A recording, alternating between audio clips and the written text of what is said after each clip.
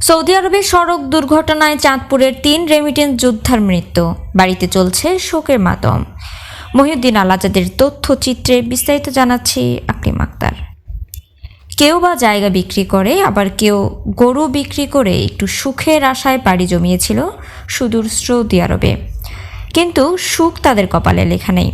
বিধাতার ইচ্ছায় সড়ক দুর্ঘটনায় অকালেই ঝরে গেল চাঁদপুরের 3 যুবকের প্রাণ। সৌদি আরবের আল নাজাদ অঞ্চলের আপিপ শহরে কাজে যাওয়ার পথে সড়ক দুর্ঘটনায় বাংলাদেশের সবুজ চৌকিদার মোহাম্মদ সাব্বির ও মোহাম্মদ রিফাত নামে 3 রেমিটেন্স যোদ্ধার মৃত্যু হয়।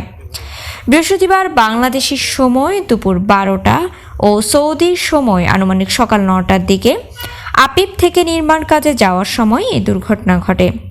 ঘটনার সময় 3 শ্রমিকের মধ্যে সবুজ গাড়ির চালক ছিলেন। নিহত শ্রমিকদের মধ্যে সবুজ চাঁদপুরের ফরিদগঞ্জ উপজেলার চরদুখিয়া পশ্চিম ইউনিয়নের পশ্চিম বিশকাটালি গ্রামের জামাল চৌকিদারের ছেলে।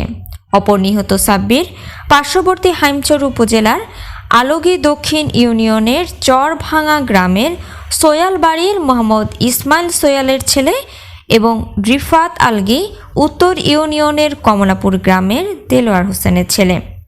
শুক্রবার সকালে নিহত 3 শ্রমিকের বাড়িতে গিয়ে দেখা গেছে শোকের মাতম। ঈদুল আজহার আসন্ন সময়ে এমন দুর্ঘটনা প্রত্যেক পরিবারের হৃদয় বিদারক অবস্থার সৃষ্টি হয়েছে। কমলাপুর গ্রামের রিফাত মাত্র 3 বছর আগে গিয়েছেন ওই দেশে। ভবন নির্মাণ শ্রমিক হিসেবে কাজ করতেন। তার বাবা দেলোয়ার হোসেন বলেন, কয়েকদিন আগেও ছেলের সাথে কথা হয়েছে। বাবার আবেদন ছিল ছেলে যেন বাড়িতে এসে ঈদ করে, কিন্তু তা আর কপালে জুটল না। রিফাতের প্রতিবেশী আলামিন খান বলেন, রিফাত খুবই কম বয়সী। এমন দুর্ঘটনায় আমরা সবাই মর্মাহত। সান্ত্বনা দেওয়ার মতো কিছুই নেই। ছেলেটি তাদের সংসারের উপার্জনের হাল ধরেছিল। এদিকে নিহত সাব্বিরের বাবা ইসমাইল সোয়াল ও মা ফাতেমা বেগমের একটাই দাবি, তাদের সন্তানকে দেশে আনার জন্য সরকারিভাবে সহযোগিতা পায়। সাব্বিরের মা ফাতেমা বেগম ছেলের শোকে কথাও বলতে পারছেন না, অনেকটা বাকরুদ্ধ। প্রতিবেশীরা সান্ত্বনা দিয়েও মাকে বুঝাতে পারছেন না। কিছু সময় পর ছেলের নাম নিয়ে কেঁদে ওঠেন তিনি। সাব্বিরের ছোট বোন স্নেহা বলেন, ভাই আমাকে ফোনে অনেক স্বপ্নের কথা বলতেন, দেশে আসলে কি করবেন। গত কয়েকদিন আগেও কথা হলে আমি দেশে আসার জন্য বলি, কিন্তু ভাইয়ের আর আশা হলো না।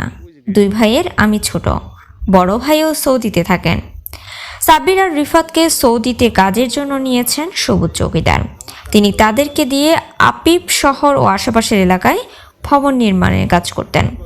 নিজেদের গাড়িতেই তারা কাজে আসা যাওয়া করতেন। গাড়ির চালক ছিলেন সবুজ। দুর্ঘটনার সময়ও গাড়ির চালক ছিলেন সবুজ, জানালেন তার পিতা জামাল চৌকিদার।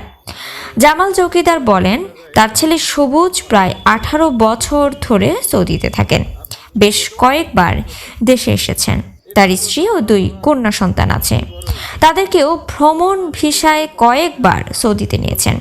সর্বশেষ গত 2 সপ্তাহ পূর্বে দেশ থেকে স্ত্রী ও সন্তানদের সৌদিতে নিয়েছেন। তারা এখন সৌদিতে আছেন। তিনি আরও বলেন, বৃহস্পতিবার বাংলাদেশি সময় 4টায় সবুজ সহ 3 জনের দুর্ঘটনার খবর পান। রাত 10টায় সেখানে অবস্থানরত স্বজনদের মাধ্যমে জানতে পারেন দুর্ঘটনার পর হাসপাতালে নিলে চিকিৎসক তাদের মৃত ঘোষণা করেন।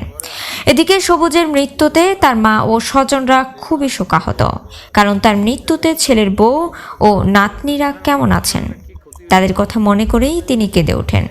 তিনি বলেন, আমি আমার ছেলেকে নিজ চোখে এবং একটু ছুঁয়ে দেখতে চাই। এই 3 পরিবারের দাবি হচ্ছে তাদের সন্তানদের মরদেহ আনার বিষয়ে সরকারের সংশ্লিষ্ট দপ্তরগুলো যাতে সহযোগিতা পায়।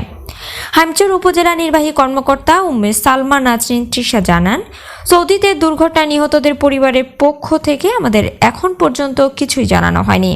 তবে আমাদের জানালে তাদের জন্য যেসব করণীয় আছে সব ধরনের সহযোগিতা করা হবে।